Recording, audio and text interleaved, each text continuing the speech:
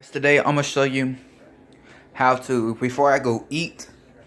Today guys, I'm gonna show you how can a orange stop a pallet. Okay, I'm gonna go outside, set the orange up right there, and get the and guys, I'm using a sniper. I think it's a I just know it's a pellet gun. I don't know what kind of. Okay, hope I don't break my dad's thing. Okay, you can see in the thing. Okay.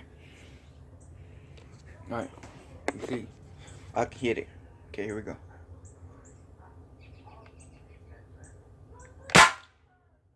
Okay, hit it. Oh, it hit it too. I think I didn't hit it, I just went slide beside it. Oh, look at that. It made a little dent in the pot surface. But look at the orange.